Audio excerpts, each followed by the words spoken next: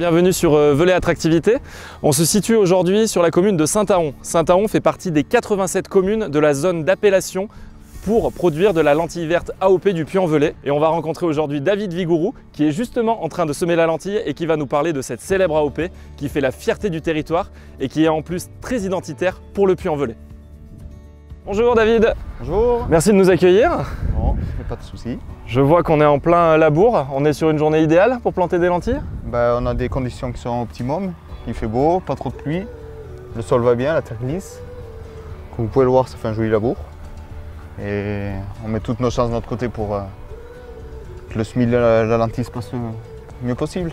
Alors du coup, quand on sème la lentille, il y a certaines particularités, j'imagine. Il faut qu'il fasse beau, comme tu nous as dit. C'est quoi vraiment la journée idéale pour semer des lentilles? Du temps un peu comme aujourd'hui, vous voyez là, un sol assez chaud, un peu humide et du beau temps derrière. Et on fait tout pour que ça se passe le mieux possible, quoi. Donc pour cultiver cette AOP, David, il y a une terre particulière, cette terre volcanique. Est-ce que tu peux nous en parler? C'est une terre assez noire, volcanique quoi, avec des pierres dedans qui réchauffent pas mal le terrain pour que la lentille soit bien poussante et qu'elle se développe le plus vite possible.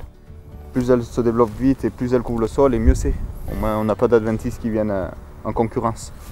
Est-ce qu'il y a une température idéale pour semer la lentille? Aux alentours des 10 degrés. On a Jérôme qui est en train de labourer. Exactement. De l'autre côté, on sème. Oui. Alors combien d'hectares tu as ici?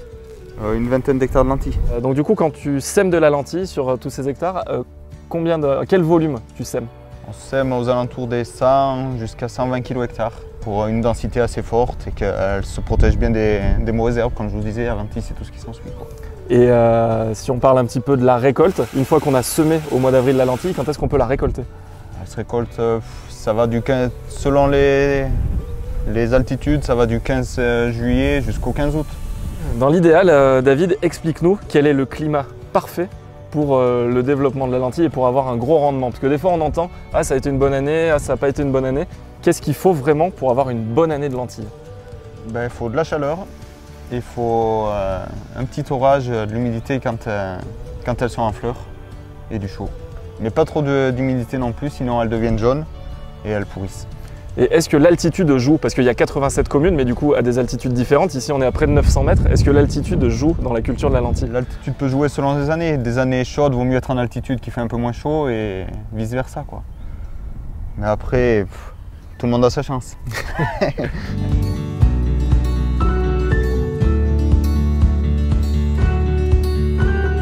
Alors David, la lentille, j'ai cru comprendre que c'était une histoire de génération. Dans ta famille, comment tu es arrivé toi-même à produire de la lentille? Grâce au savoir-faire des générations précédentes, comme tu le disais, de mon grand-père, de mon père, et on essaie de perdurer, quoi. Parce que l'idée c'est ça aussi, c'est que les agriculteurs puissent continuer à faire de la lentille, c'est ça hein? Tout à fait, on a une AOP, il faut en être fier et il faut l'exploiter, quoi. Ouais, c'est une fierté, il faut le faire perdurer et il faut tenter sa chance, quoi. Intégrer des hectares de lentilles dans sa rotation, ça serait bien, c'est une bonne tête de rotation.